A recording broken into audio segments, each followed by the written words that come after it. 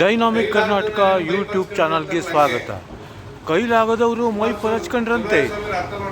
ಮಂಡ್ಯ ಜಿಲ್ಲಾ ಉಸ್ತುವಾರಿ ಸಚಿವರ ಹೇಳಿಕೆಗೆ ಸಿಎಸ್ಪಿ ಟೀಕೆ. ಮಂಡ್ಯದಲ್ಲಿ ಪತ್ರಿಕಾಗೋಷ್ಠಿ.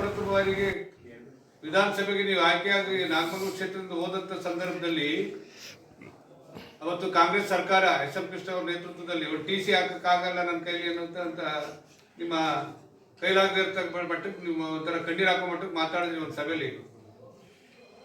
ಅಡಿಪುಟ್ಟಣ್ಣ ಸಭೆ ಅರೇಂಜ್ ಮಾಡಿಸು, ನಾನೇ ಬರ್ತೀನಿ, ಶಕ್ತಿ ತುಂಬಣ್ಣ ಯಾಕೆ ನಾಗಮಂಗಲದಲ್ಲಿ ಅಂತೇಳಿ ಬಂದು ತಕ್ಷಣ ಸಭೆ ಮಾಡಿ ಬಹಿರಂಗ ಸಭೆಯಲ್ಲಿ ಹೇಳಿದ್ರು. ಹೌದು, ಇಂಥ ಕೆಟ್ಟ ಕಾಲದಲ್ಲಿ ನಾವು ನಮ್ಮ ಕ್ಷೇತ್ರ ಶಾಸಕರನ್ನ ಆಯ್ಕೆ ಮಾಡ್ಕೊಟ್ಟಿದ್ದೀರಿ, ಮುಂದೆ ಅಭಿವೃದ್ಧಿ ಕೀನ ಇವ್ರ ಕೈಲೇ ಕೊಟ್ಟು ಈ ಜಿಲ್ಲೆ ಅಭಿವೃದ್ಧಿ ಮಾಡಿಸ್ತೀನಿ ಅಂತಕ್ಕಂಥ ಅನೌನ್ಸ್ ಮಾಡಿ 2004ಕ್ಕೆ ಪುನಃ MLA ಆಗಿ ಮಂತ್ರಿ ಆದರು. ಅವತ್ತಿಂದ ಏನೇನು ಕುಮಾರಸ್ವಾಮಿ ಅವರು ಈ ಜಿಲ್ಲೆಗೆ ಕ್ಷೇತ್ರಕ್ಕೆ ಮಾಡೋರು ಅನ್ನೋದೇನು ನಿಮ್ಗೆ ಅರಿವಿಲ್ವೇ? ಸುಳ್ಳು ಹೇಳ್ಕೊಂಡೆ ರಾಜಕಾರಣ ಮಾಡ್ಕೊಂಡು ಬಂದಿದ್ದಾರ? ಎಷ್ಟು ಹೈಸ್ಕೂಲ್ ಇದ್ದು, ಎಷ್ಟು ಹೈಸ್ಕೂಲ್ ಬಂದು, ಎಷ್ಟು PU ಕಾಲೇಜ್ ಇದ್ದು, ಕುಮಾರಸ್ವಾಮಿ ಮುಖ್ಯಮಂತ್ರಿ ಆದ್ಮೇಲೆ ಎಷ್ಟು PU ಕಾಲೇಜ್ ಬಂದು, ಡಿಗ್ರಿ ಕಾಲೇಜ್ ಬಂದು, ITI ಕಾಲೇಜ್ ಬಂದು, ಪಾಲಿಟೆಕ್ನಿಕ್ ಕಾಲೇಜ್ ಯಾರು ಕೊಟ್ಟರು ನಿಮಗೆ? ಎಷ್ಟು ಸಬ್ಸ್ಟೇಷನ್ಗಳು, ಬಹುತೇಕ ಒಂದೊಂದೇ ಒಂದೊಂದು ತಾಲೂಕು ಸಬ್ಸ್ಟೇಷನ್ ಇತ್ತು. ಇವತ್ತು ಹೋಬ್ಳಿಗೆ 10-12 ಸಬ್ಸ್ಟೇಷನ್ ಆದವು.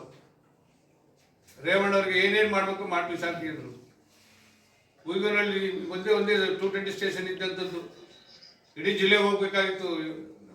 ತುಗುರ್ಕೆರೆ ಇಂಡಸ್ಟ್ರಿಯಲ್ ಏರಿಯಾದಿಂದ ಕ್ಯಾರ್ಪೇಟೆ, ನನ್ನ ಹಳೆ ಪಾಂಡಪುರ ವಿಧಾನಸಭಾ ಕ್ಷೇತ್ರ ಕಿಕ್ಕೇರಿ, ಹುಯ್ಗನಹಳ್ಳಿ ಒಂದು ಸಬ್ಸ್ಟೇಷನ್ ಬರೀ ಒಂದೇ ವರ್ಷದಲ್ಲಿ ಲೋಕಾರ್ಪಣೆ ಮಾಡಿಸಿದ್ರು. ಬಾಯಿ ಬರುತ್ತೆ ಅಂತೇಳಿ ಈ ತರ ಮಾತಾಡಕ್ಕೆ ಶುರು ಮಾಡಿದ್ರೆ ಅದ್ರ ಪ್ರತಿಫಲ ನೀವು ಊಟ ಮಾಡ್ಬೇಕಾಗುತ್ತೆ. ಇವೆಲ್ಲ ಬೇಡ. ಗೌರವವಾಗಿ ತಮ್ಮಣ್ಣ ಸಾಹೇಬ್ ಹೇಳಿದ್ರಿ, ಈ ಜಿಲ್ಲೆಗೆ ಒಂದು ಅವಕಾಶ, ಇಂಥ ಈ ಒಬ್ಬ ಲೋಕಸಭಾ ಸದಸ್ಯರಾಗಿ ಅತ್ಯಂತ ಬಹುಮತದಿಂದ ಈ ಕ್ಷೇತ್ರದ ಮಹಾಜನತೆ ಆಯ್ಕೆ ಮಾಡಿಕೊಟ್ಟ ಮೇಲೆ ಜನ ತೀರ್ಮಾನ ಅಂತಿಮ ಮಾಡಿಕೊಟ್ಟವ್ರೆ. ಈಗ ಕೆಲಸ ಏನ್ ಮಾಡಿಸ್ಕೋಬೇಕು ಅನ್ನೋದಷ್ಟೇ ನಿಮ್ಮ ಅವರ ಮಧ್ಯೆ ಇರ್ತಕ್ಕಂಥದ್ದು. ತಮ್ಮಣ್ಣವ್ರು ಹೇಳಿದ್ರಿ, ನಾವೆಲ್ಲ ಕೊಂಡಿಯಾಗಿ ನಿಲ್ತೀವಿ, ಕೂತ್ಕೊಂಡು ಈ ಜಿಲ್ಲೆಗೆ ಏನೇನು ಆಗ್ಬೇಕು, ಕೇಂದ್ರ ಸರ್ಕಾರ ಏನ್ ಮಾಡ್ಕೊಡ್ಬೇಕು, ರಾಜ್ಯ ಸರ್ಕಾರ ಅದಕ್ಕೆ ಪೂರ್ವಕವಾಗಿ ಇನ್ಫ್ರಾಸ್ಟ್ರಕ್ಚರ್ ಕೊಡ್ಲಿಕ್ಕೆ ಜೊತೆಲಿ ನಿಂತ್ಕೋಬೇಕು. ಅದನ್ನ ಮಾಡೋದು ಬಿಟ್ಟು ಮೊನ್ನೆ ಯಾವ ತರ ನೀವು ಡಿಪೆಂಡ್ ಮಾಡ್ಕೊತಾ ಇದ್ದೀರಿ ನನ್ಗೆ ಅರ್ಥ ಆಯ್ತಾ ಇಲ್ಲಪ್ಪ. ಆ ಮಟ್ಟಕ್ಕೆ ಪತ್ರಿಕಾ ಮಾಧ್ಯಮದ ಸ್ನೇಹಿತರನ್ನ ಏನೋ ದನ ಮೇಸರನ್ನ ಅದರ್ಸಿಸ್ಕೊಂಡು ಬರ್ತೀರಿ ಅಂದ್ರೆ ನನಗೂ ಅರ್ಥ ಇಲ್ಲ. ಇದನ್ನ ನಾನು ಖಂಡಿಸ್ತೀನಿ. ಇವತ್ತೇನಾದ್ರು ನಾವು ಈ ಮಟ್ಟಕ್ಕೆ ಬೆಳೀಲಿಕ್ಕೆ ರಾಜಕಾರಣದಲ್ಲಿ 3 ಬಾರಿ ಶಾಸಕರಾಗಿ, 3 ಬಾರಿ ಜಿಲ್ಲಾ ಪಂಚಾಯತ್ ಮೆಂಬರ್ ಆಗಿ, ಲೋಕಸಭಾ ಸದಸ್ಯರಾಗಿ, ಮಂತ್ರಿಯಾಗಿ ಕೆಲಸ ಮಾಡಕ್ಕೆ ಬಹುತೇಕ ನಮ್ಮ ಪೂರ್ವಕವಾಗಿ ನಮ್ಮ ಹಿಂದೆ ನಿಂತಂತ ನಮ್ಮ ಪತ್ರಿಕಾ ಮಾಧ್ಯಮದ ಒಂದು ರಂಗ ಏನಿದೆ, ಅವ್ರೇನಾದ್ರು ನಮ್ಮ ತಿದ್ದಿ ಮಟ್ಟಕ್ಕೆ ತಂದಿದ್ರೆ ಇಷ್ಟು ಜವಾಬ್ದಾರಿಯುತವಾಗಿ ಜಿಲ್ಲೆ ಕೆಲಸ ಮಾಡಕ್ಕೆ ಅವರಾಗಲಿ ನಾವಾಗಲಿ ಯಾರು ಸಾಧ್ಯ ಇರಲಿಲ್ಲ, ಸಾಧ್ಯವೂ ಇಲ್ಲ. ಇವೆಲ್ಲ ನಿಮ್ಮ ನಡವಳಿಕೆ ಸರಿ ಮಾಡ್ಕೊಂಡು ಅಧಿಕಾರದ ಬಹಳ ದಿನ ಇರಲ್ಲ ಯಾರಿಗೂ. ಪಾಪ ಈ ಆದೇಶ ಎಷ್ಟು ದಿನ ಇರ್ತೀರೋ ಅದು ಎಷ್ಟು ದಿನ ಮಾಡ್ತೀರೋ ಮಾಡಿ ಸಂತೋಷ. ಅದೇ ನಾವು ಅದ್ರ ಬಗ್ಗೆ ಮಾತಾಡೋಕ್ಕೆ ಹೋಗೋದಿಲ್ಲ. ಆದ್ರೆ ಒಂದನ್ನ ಸೂಕ್ಷ್ಮವಾಗಿ ಹೇಳಲಿಕ್ಕೆ ಬಯಸ್ತೇನೆ, ಇವೆಲ್ಲವನ್ನ ಬಿಟ್ಟು ಯಾವತ್ತೇಳಿ ನಾವು ಎಲ್ಲ ನಮ್ಮ ಮುಖಂಡರುಗಳು ಬರ್ತೀವಿ, ಯಾವ್ಯಾವ ಎಲ್ಲೆಲ್ಲಿ ಏನೇನು ಆಗಬೇಕು ಕೇಂದ್ರ ಸರ್ಕಾರ ಕಲ್ತ್ಕೋಬೇಕು. ತಮಿಳುನಾಡವರು, ಆಂಧ್ರದವರು, ಕೇರಳದವರು, ಅಕ್ಕಪಕ್ಕ ರಾಜ್ಯದವರು, ತೆಲಂಗಾಣದವರು ಎಷ್ಟು ಚೆನ್ನಾಗಿ ಕೇಂದ್ರ ಸರ್ಕಾರದ ಸವಲತ್ತುಗಳನ್ನು ಉಪಯೋಗಿಸ್ಕೊಂಡು ಗ್ರಾಂಟ್ಗಳು ತಂದು ಎಷ್ಟು ಚೆನ್ನಾಗಿ ಡೆವಲಪ್ ಮಾಡ್ತಾ ಇದ್ದಾರೆ. ಫ್ಯಾಕ್ಟ್ರಿ ಆಗಿದ್ದು ದೊಡ್ಡ ದೊಡ್ಡ ಕಬ್ಬಣದ ಫ್ಯಾಕ್ಟ್ರಿಗಳು 10,000-15,000 ಕೋಟಿ ಕೊಟ್ಟಿಲ್ವೇ? ಇವತ್ತು ನನ್ನ ಈ ರಾಜ್ಯದ ಭದ್ರಾವತಿ ಫ್ಯಾಕ್ಟ್ರಿಗೆ ಇವತ್ತು ಹಣ ಮಂಜೂರು ಮಾಡಿಸ್ತಾ ಇರ್ತದೆ, ನಿಮಗೂ ಗೊತ್ತಿಲ್ವೇ? ಯಾವ ತರ ಈ ರಾಜ್ಯದ ಮುಖ್ಯಮಂತ್ರಿಗಳಾಗ್ಲಿ, ಉಪಮುಖ್ಯಮಂತ್ರಿಗಳಾಗ್ಲಿ, ಯಾರ ಒಬ್ಬ ಕೈಗಾರಿಕಾ ಸಚಿವರ ಒಂದ್ಸಲ ಭೇಟಿ ಮಾಡೋರು ಕೈಗಾರಿಕಾ ಸಚಿವರು.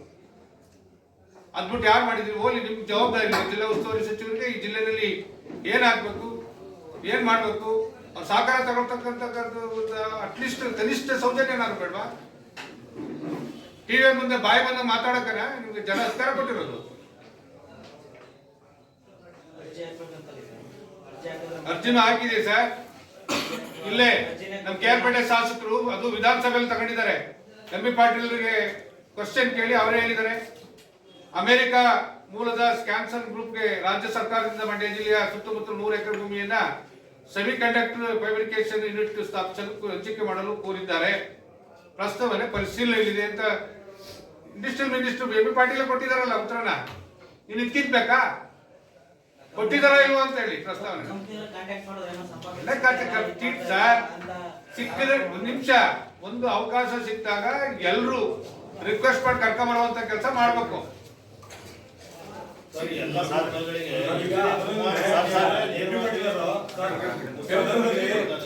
ಅವರು ಹಲವಾರು ದಿವಸ ಮೀಟಿಂಗ್ ಅಲ್ಲಿ ಹೇಳಿದ್ದಾರೆ. ಜಿಲ್ಲಾಡಳಿತ ಮುಖ್ಯಸ್ಥರು ಜಿಲ್ಲಾಧಿಕಾರಿಗಳಿಗೆ ಒಂದಲ್ಲ 10 ಬಾರಿ ನಮ್ಮ ಸಮ್ಮುಖದಲ್ಲಿ ಹೇಳಿದ್ದಾರೆ, ಜಾಗ ಐಡೆಂಟಿಫೈ ಮಾಡ್ತಾರೆ. ಮಾಡ್ಬೇಕಾದ್ರೆ ಯಾರು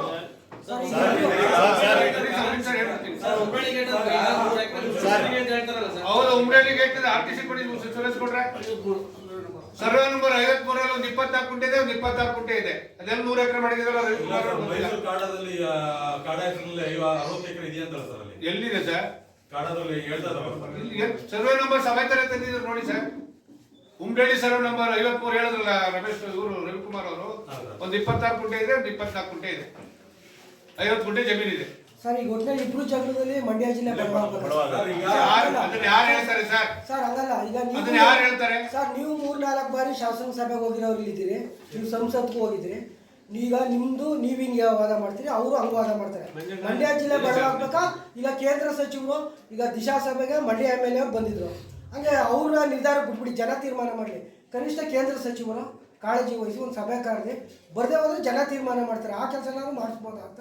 ಒಂದು ನಿಮಿಷ ಸರ್, ಅದನ್ನ ಮಾಡಬೇಕಾದರೂ ಜಿಲ್ಲಾ ಉಸ್ತುವಾರಿ ಸಚಿವರು, ಇವರು ಪ್ರತಿನಿಧಿ ಅಲ್ಲ, ಮಂಡ್ಯ ಪ್ರತಿನಿಧಿ ನೋಡ್ರೆ ಇಲ್ಲ ಅಂತ ಹೇಳ್ತಾ ಇಲ್ಲ. ಎಷ್ಟು ಯಾರು ಕೇಳ್ಬೋದು, ಅವ್ರು ಕೇಳ್ಬೋದು. ಇವ್ರಿಗೆ ಅಟ್ಲೀಸ್ಟ್ ಕನಿಷ್ಠಕ್ಕೊಂದು ಮಾತಾಡ್ಸೋ ಸೌಜನ್ಯ ಇಲ್ಲ. ಈ ದೇಶದ ಪ್ರಥಮ ಪ್ರಜೆ, ಎರಡನೇ ಪ್ರಜೆ ಬಂದಂತ ಸಂದರ್ಭದಲ್ಲೂ, ರಿಸೀವ್ ಮಾಡಕ್ ನಿಂತ ಸಂದರ್ಭದಲ್ಲಿ ಸರ್ ಯಾವಾಗ ಬಂದ್ರಿ ಅಂತ ಮಾತಾಡ್ಸೋಷ್ಟು ಸೌಜನ್ಯ ಜಿಲ್ಲಾ ಮಂತ್ರಿಗಳಿಗಿಲ್ಲ. ಕುಮಾರಸ್ವಾಮಿ ಮಾತಾಡಿಸ್ಬೇಕಾ, ಜಿಲ್ಲಾ ಕೇಂದ್ರ ಸಚಿವರು ಮಾತಾಡಿಸ್ಬೇಕಾ, ಇಲ್ಲ ರಾಜ್ಯದ ಉಸ್ತುವಾರಿ ಸಚಿವರು ಮಾತಾಡಿಸ್ಬೇಕಾ? ನಾನೇ ಸಾಕ್ಷಿ ಅದಕ್ಕೆ. ಇಂಥ ಸೌಜನ್ಯಗಳನ್ನ ಮನಸ್ಸಲ್ಲಿ ಇಟ್ಕೊಂಡು ಹೋದ್ರೆ ಈ ಜಿಲ್ಲೆ ಅಭಿವೃದ್ಧಿ ಆಗಕ್ಕಾಗತ್ತಾ? ಸಿಕ್ಕಿರುವಂತ ಒಂದು ದೊಡ್ಡ ಅವಕಾಶ. ಇವತ್ತು 5ನೇ ಸ್ಥಾನದಲ್ಲಿ ನರೇಂದ್ರ ಮೋದಿಜಿ ಅವ್ರ ಜೊತೆ ಕೆಲಸ ಮಾಡ್ತಾವ್ರೆ. ಭೇಟಿ ಮಾಡಿ ಡೆಲ್ಲಿಗೆ ಹೋದ್ರಲ್ಲ 2-3 ಬಾರಿ ನೀವು ಕೃಷಿ ಸಚಿವರನ್ನ ಭೇಟಿ ಮಾಡಕ್ಕೆ. ಅವತ್ತು ಅಪಾಯಿಂಟ್ಮೆಂಟ್ ಕೇಳಿಲ್ಲ, ಬರ್ತಾ ಇದ್ದೀನಿ ಮನೆಗೆ ಆಫೀಸ್ಗೆ ಹೋಗಿ ಕೂತ್ಕೊಂಡು ಏನ್ ಮಾಡ್ಬೇಕು ಸ್ವಲ್ಪ ಮಾಡ್ಬೋದಿತ್ತಲ್ಲ. ನಿಮ್ ಸಂಪರ್ಕ ಸಿಗದೆ ಇದ್ರೆ ಯಾರು ಗೊತ್ತಿರೋರು ಕರ್ಕೊಂಡು ಹೋಗಿ ಅಟೆಂಡ್ ಮಾಡ್ಬೋದಿತ್ತಲ್ಲ. ದಯವಿಟ್ಟು ನೀವೇ ಹೇಳಿ, ಯಾರು ಈ ವಿಚಾರದಲ್ಲಿ ಸೌಜನ್ಯದಿಂದ ನಡ್ಕೋಬೇಕು ಅನ್ನೋದನ್ನ ಹೇಳಿ ಸರ್. ಈಗ MB ಪಾಟೀಲ್ ಉತ್ತರ ಕೊಟ್ಟಿರೋದ್ರಲ್ಲಿ ಲಾಸ್ಟ್ ಐಟಮ್ ಹೇಳೋರು ಯಾವ್ದಾದ್ರು ಕಾರ್ಖಾನೆ ಬಂದಂತ ಸಂದರ್ಭದಲ್ಲಿ ಅಗತ್ಯ ಸಹಕಾರ ಕೊಡಲಾಗುತ್ತೆ ಅಂತ ಹೇಳೋರು. ಕೊಡ್ಲಾಗುತ್ತೆ ಸ್ವಾಮಿ, ಜಾಗ ಕೇಳಿ ಕೇರ್ಪೇಟೆ MLA ಕೇಳಿರ್ತಕ್ಕಂತ ಕ್ವಶನ್ಗೆ ಇಲ್ಲೇ ಸಬ್ಮಿಟ್ ಮಾಡಿ ಹೇಳಿದಾರಲ್ಲ, ಅದೇ ಜಾಗ ಕೊಡ್ ನೋಡಿ ಸರ್. ಒಂದು ನಿಮಿಷ, ಇವತ್ತು ಕಾಂಪಿಟೇಷನ್ ಜಾಸ್ತಿ ಇದೆ ಸರ್. ಅವ್ರು ಹೇಳ್ತಾ ಇರೋದು ಕುಮಾರಸ್ವಾಮಿ ಅವ್ರು ಕೇಳಿದ್ರೆ ಆಗಲ್ಲ, ಯಾವ ಕಂಪನಿ ಇದೆ ಆ ಕಂಪನಿ ಹಾಕ್ಬೇಕು ಅರ್ಜಿ ಅಂತ ಹೇಳ್ತಿದ್ದಾರೆ. ಇದ್ಯಾಕೆ ಕೇಳ್ಕೊಟ್ಟಿರೋದು? ಇದು ಅಮೆರಿಕ ಕಂಪನಿ. ಅದನ್ನೇ ಸರ್ ಈಗ ಲಾಸ್ಟ್ ನೋಡಿ, ಯಾವ ಕಂಪ್ನಿನೂ ಬಂದು ನೀವು ಜಿಲ್ಲೆನಲ್ಲಿ ಹುಡುಕೊಂಡು ನನಗೆ ಜಮೀನು ಇದೆ, ಇಲ್ಲಿ ಜಮೀನು ಕೊಡಿ ಅಂತ ಬರೋದಿಲ್ಲ. ಇವಾಗ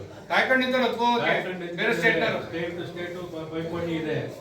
ಇವಾಗ ಈ ಕೇಂದ್ರ ಸರ್ಕಾರದಲ್ಲಿ ಪಾರ್ಲಿಮೆಂಟ್ ಎಲೆಕ್ಷನ್ ಬರೋದಕ್ಕೆ ಮೊದಲೇ ಈ ಪಿಚ್ಚೆ ಇದು ಐಫೋನ್ ಕಾರ್ಖಾನೆ ಇಲ್ಲಿಗೆ 1.5 ಲಕ್ಷ ಕೋಟಿ ಇದು ಭಾರತಕ್ಕೆ ಬರಬೇಕಾಗಿತ್ತು, ದೊಡ್ಡಬಳ್ಳಾಪುರ ಇದಕ್ಕೆ ಬರಬೇಕಾಗಿತ್ತು.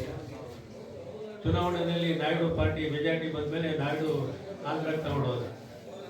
ಪೈಪೋಟಿ, ಏನು ಬೇಕು ನಿಮಗೆ, ಟ್ಯಾಕ್ಸ್ ಸಬ್ಸಿಡಿ ಬೇಕಾ, ಏನು ಬೇಕು ನಿಮಗೆ ಎಲ್ಲ ಕೊಡ್ತೀವಿ ಅಂತ ಹೇಳ್ತಾರೆ. ಅವ್ರಿಗೆ ಏನು ಬೇಕೋ ಸಬ್ಸಿಡಿ ಅದೆಲ್ಲ ಕೊಟ್ಟು ಕರ್ಕೊಂಡು ಹೋಗ್ತಾರೆ. ಇವಾಗ ಪೈಪೋಟಿ ಆ ಥರ ಇದೆ.